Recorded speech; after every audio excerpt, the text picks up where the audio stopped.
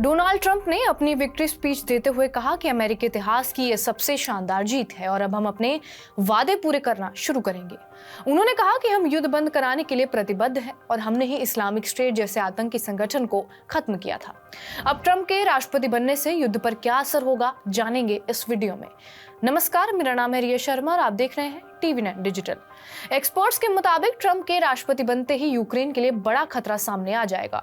Trump कई मौकों पर पुतिन की तारीफ कर चुके हैं। उन्होंने मॉस्को के साथ घनिष्ठ संबंध बनाए और 2016 चुनाव में उनकी जीत के लिए क्रेमलिन की ओर से की गई मदद के आरोपों का भी खंडन उन्होंने नहीं किया। ट्रंप बार बार कहते रहे हैं कि वो 24 घंटे के अंदर रूस यूक्रेन युद्ध रुकवा सकते हैं और एक बेहतर शांति प्रस्ताव के लिए दोनों पक्षों को मना सकते हैं। रूस को इस बात की गारंटी भी दी जा सकती है कि यूक्रेन कभी नाटो में शामिल नहीं होगा।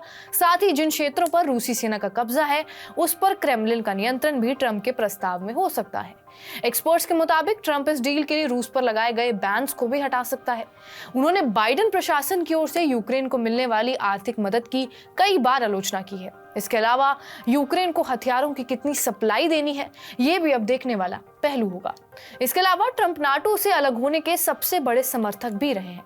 अब बात की जाए ईरान इजराइल या फिर ईरान हमास युद्ध की, तो डोनाल्ड ट्रंप इजराइल पर हुए हमास के हमले की खुलकर आलोचना करते रहे हैं। इस हमले में करीब 1200 इजरायली मारे गए और 251 लोगों को हमास के लड़ाकों ने बंधक बना लिया था।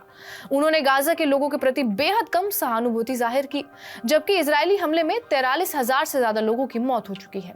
जुलाई में इजरायली प्रधानमंत्री नेतन्याहू से उन्होंने मुलाकात की और इस दौरान ट्रंप ने हमास पर पूर्ण विजय हासिल करने को कहा था। हालांकि उन्होंने गाजा को लेकर कहा था कि फिलिस्तीनियों की हत्या बंद होनी चाहिए, लेकिन ट्रंप ने इसके साथ साथ ये भी जोड़ा कि नेतन्याहू जानते हैं कि वो क्या कर रहे हैं। वो इजराइल को मजबूत करने के सबसे बड़े पक्षधर रहे हैं। उन्होंने 2015 में ईरान परमाणु समझौते से खुद को अलग भी कर दिया था, जिसका विरोध उस समय इजराइल भी कर रहा था।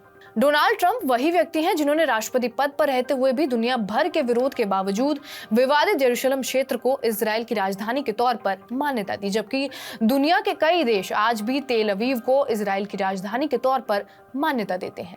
ट्रंप ने इजराइल और हमास के बीच जंग को लेकर यह दावा किया था कि नेतन्याहू मेरे अच्छे दोस्त हैं और वो जंग रुकवा देंगे।